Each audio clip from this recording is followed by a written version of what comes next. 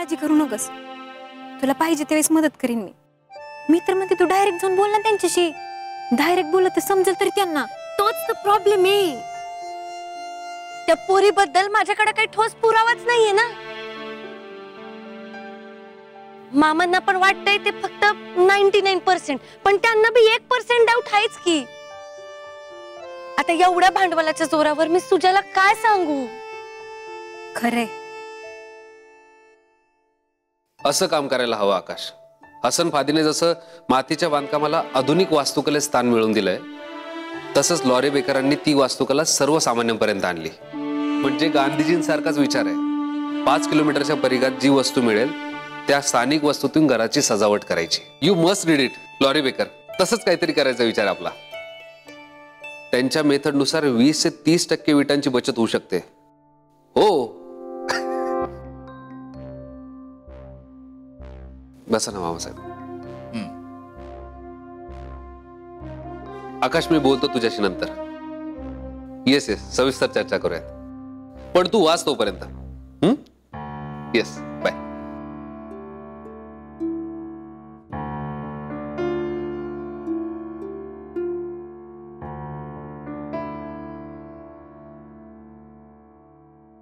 बोला मामासाहेब. एक कोण आहे रे तिकडे? केशव. हा हे बघ, आमच्यासाठी एक फक्कड चहा आण. हा आणि क्रीमची बिस्किट आण. तुम्हाला काय पाहिजे का? माझं झालंय. हा ओके. बरं माझ्यासाठी लवकर घेऊन ये. आम्ही आमचा प्रेशियस टाइम काढून इथं आलोय, कळलं का?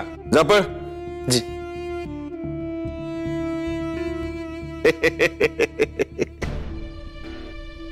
वाचाल तर वाचाल, हे तुमचं आवडलं आम्हाला. म्हणून तर तुम्ही आमचे जावळी आहेत. बर काय सांगत होता तुमच्या मित्राला? अहो आम्हाला बी मेसेज टाका की, आम्ही बी घेऊ 10 प्रती आमच्या लायब्ररीसाठी. काय ठरलं मग रणजितराव तुमचं? कशाबद्दल बोलताय तुम्ही? अहो कालचं. म्हणजे तुम्ही आमच्या पोरीला फौजदारच करणार? हो. काळ्या दगड्यावरची रेख फायनल? हो. म्हणजे आता जर आम्ही शब्द टाकला तर शब्द पडायचीच खोटी? हो. बर तो हिशेब बाजूला. मग आमचं सेकंड महत्वाचं काम आहे ते करा आता. कसलं?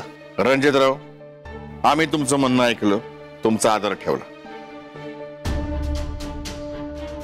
आता आमचा दुसरा विषय, त्यात मदत करा. मामासाहेब तुम्हाला माहिती आहे, तरी सुद्धा सांगतो माझी नोकरी गेली, माझ्याकडे काही बँक बॅलन्स नाहीये. अहो माहिती की मला, ओळखते की मी तुम्हाला.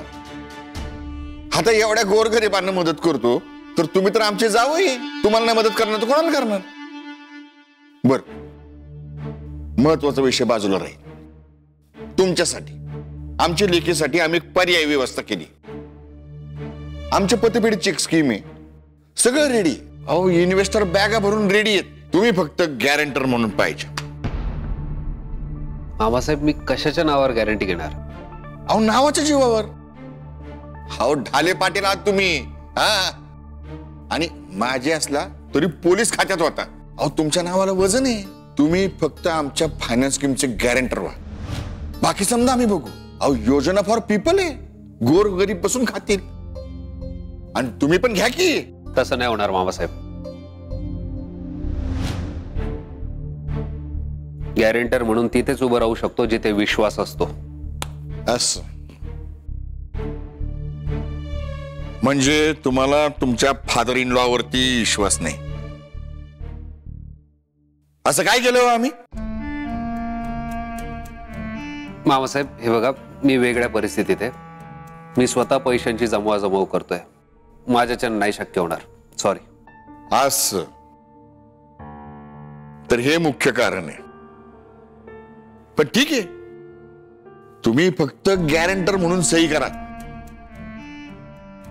बाकी समजा आम्ही सांभाळून घेऊ. नको. ठीक, विचार कर. कसं आहे रणजितराव, जगात 2 प्रकारची व्यक्ती नगरी नाही म्हणू नये. एक एल्डरली फिगर म्हणजे वडीलधारी, आणि दुसरी की ज्यांना आपली सगळी सिक्रेट माहिती.